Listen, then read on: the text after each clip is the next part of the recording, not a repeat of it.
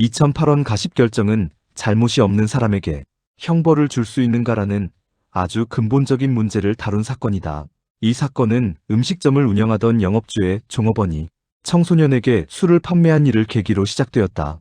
법은 그 종업원뿐 아니라 영업주도 똑같이 처벌하도록 하고 있었는데, 문제는 영업주가 그 일을 지시했는지 알았는지 막을 수 있었는지와 관계없이 무조건 처벌하도록 되어 있었다는 점이다. 헌법재판소는 먼저 형벌의 본질을 분명히 했다. 형벌은 단순히 나쁜 결과가 발생했다는 이유로 주어지는 것이 아니라 법질서에 반하는 잘못된 행위를 했다는 이유로 비난을 가하는 것이라고 보았다. 따라서 어떤 나쁜 결과가 발생했더라도 그것이 누구의 잘못 때문이 아니라면 그 결과만을 이유로 아무에게나 형벌을 줄 수는 없다고 판단했다. 이것이 바로 책임 없는 자에게 형벌 없다는 책임주의 원칙이다.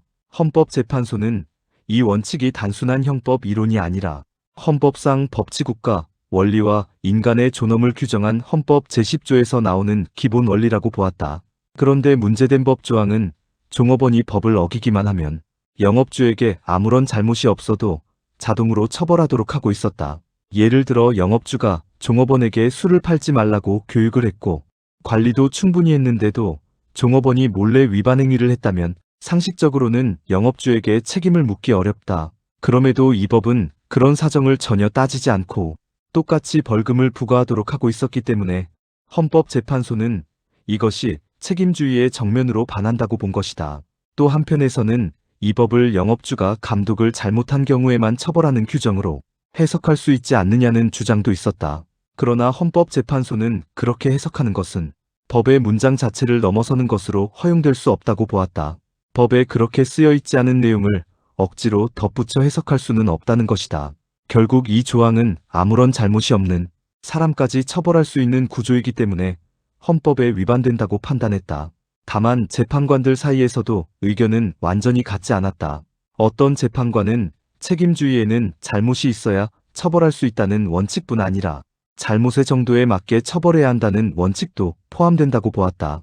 그래서 설령 영업주에게 감독상의 과실이 있다고 하더라도 고의로 법을 어긴 종업원과 똑같은 형벌을 주는 것은 과하다고 지적했다. 반대로 다른 재판관들은 현실적으로 종업원의 위반 행위는 영업주의 관리, 소홀과 연결되는 경우가 많고 이를 입증하기 어려운 점을 고려하면 이런 규정도 필요하다고 보면서 합헌이라고 판단해야 한다고 보았다. 이 판결이 중요한 이유는 형벌은 반드시 개인의 잘못을 전제로 해야 한다는 점을 분명히 했다는 데 있다. 단순히 결과가 나쁘다고 해서 책임을 확대하는 것은 허용되지 않는다는 것이다. 특히 영업이나 기업 활동과 관련해서 책임을 넓히려는 입법이 많아지는 상황에서 그 한계를 헌법 차원에서 명확히 그었다는 점에서 의미가 크다. 이 사건은 사람의 몸에 대한 상해나 사망과 같은 직접적인 문제를 다루는 사건은 아니기 때문에 전형적인 법의학적 쟁점은 나타나지 않는다. 다만 청소년에게 술을 판매하는 행위는 장기적으로 신체 건강이나 뇌 발달에 영향을 줄 수 있기 때문에 넓은 의미에서는 청소년 보호와 공중보건이라는 관점에서 간접적인 의미를 가진다고 볼 수 있다.